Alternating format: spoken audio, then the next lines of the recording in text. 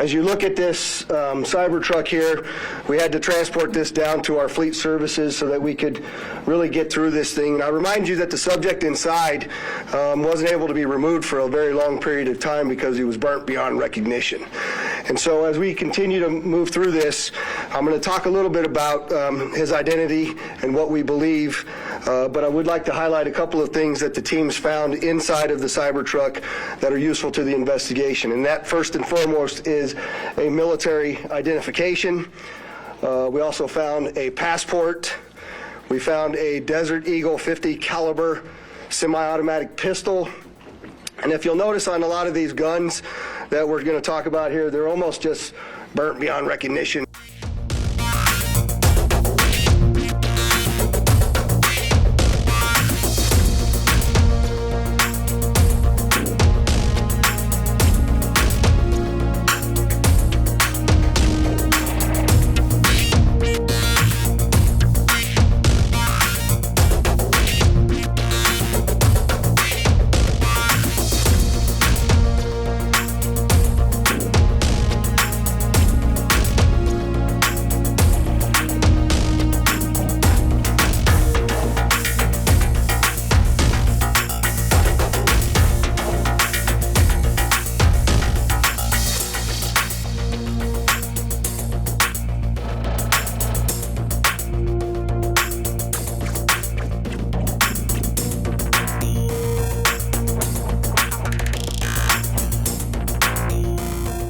And we are collectively here this morning to give you an update on the Cybertruck explosion at the Trump Hotel on Las Vegas Boulevard yesterday. Our work never stopped. As many of you went to sleep last night, and I just want to give you an update on a lot of what it is that we found through the processing of the Cybertruck. This is a joint investigation involving the FBI, the ATF, the Las Vegas Metropolitan Police Department, and these folks worked through the night and found a lot of stuff that is very useful for this investigation. As you look at this Cybertruck here, we had to transport this down to our fleet services so that we could really get through this thing. And I remind you that the subject inside wasn't able to be removed for a very long period of time because he was burnt beyond recognition. And so as we continue to move through this, I'm going to talk a little bit about his identity and what we believe, but I would like to highlight a couple of things that the teams found inside of the Cybertruck that are useful to the investigation. And that, first and foremost, is a military identification. We also found a passport. We found a Desert Eagle 50 caliber semi-automatic pistol. And if you'll notice on a lot of these guns that we're going to talk about here, they're almost just burnt beyond recognition as well.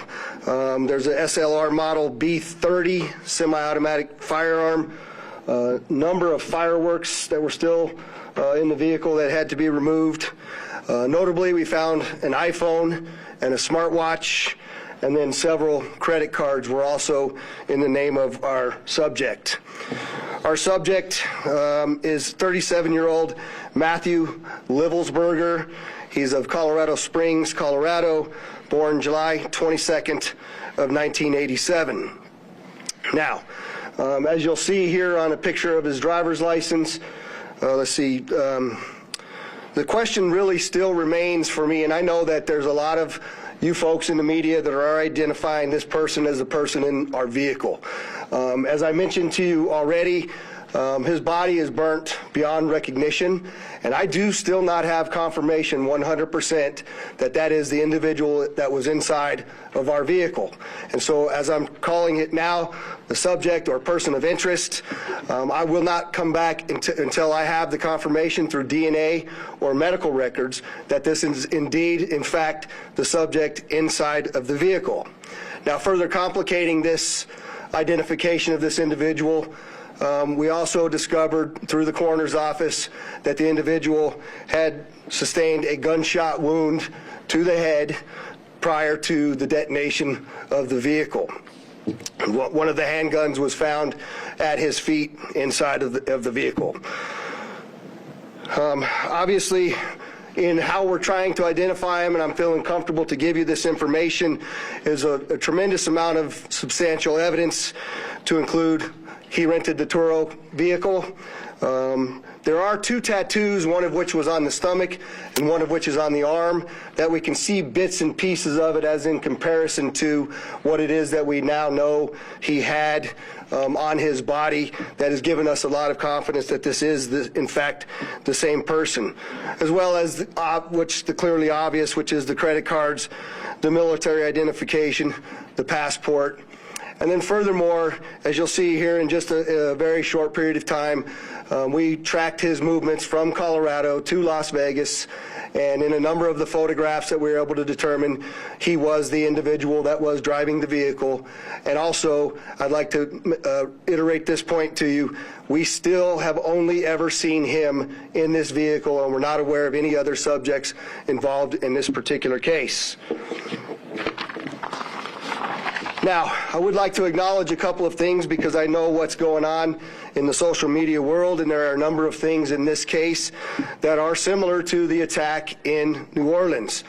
We do know that our subject here served in the military. In fact, he's a current member of the military. Both of the subjects served at Fort Bragg, North Carolina. What we do know about that is it's a very large military base, and we have no record that they served in the same unit or even at the same years at Fort Bragg, something that continues to remain under investigation. I also know that they both served in Afghanistan in 2009. We don't have any evidence that they were in the same province in Afghanistan, the same location, or the same unit. Again, something else that remains under investigation. And we also know, of course, that they both used the rental company Turo to rent their vehicles. As far as his military background, it's been confirmed by DOD that he was indeed in the United States Army. He was also a Green Beret operations sergeant who spent most of his time at Fort Carson, Colorado, and in Germany. He was on approved leave from Germany, where he was serving with the 10th Special Forces Group. He was also previously in the National Guard and the Army Reserve. I'd like to point out to you that through exceptional joint investigative effort, we've gotten to a place where we believe we can show you his route to Las Vegas from Colorado, and Carlos will put up the map there for you. And we know that he rented the Cybertruck in Denver on December 28th. We tracked his movements through the Tesla charging stations to Monument, Colorado on December 30th. On the 31st of December, the truck was charged in Trinidad, Colorado, Las Vegas, New Mexico, and Albuquerque and Gallup, New Mexico. On January 1st, the truck was charged in Holbrook, Flagstaff, and Kingman, Arizona. We last tracked the truck in Kingman at 05:33 yesterday morning. The truck was first spotted in Las Vegas at 7:29 a.m. yesterday. And Carlos will pull up a picture of the truck pulling onto Fashion Show Drive here. And that picture was observed at about 7:34 a.m. We know that he pulled into the Trump Valet, and I believe we have a video of that. You can see the Cybertruck highlighted there.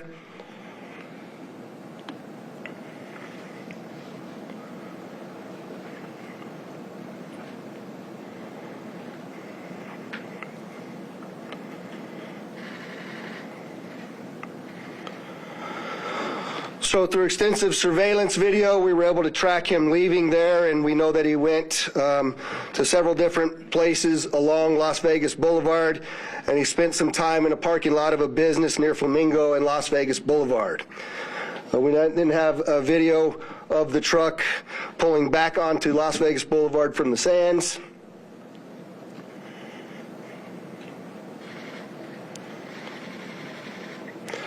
You see that there? That's north on the boulevard from Sands at 8:39, where he then immediately heads to the Trump Hotel, pulls into the valet area, and as of course you all know, the explosion occurs within 17 seconds of his arrival at the valet. There's some additional investigative updates that are going to be provided to you.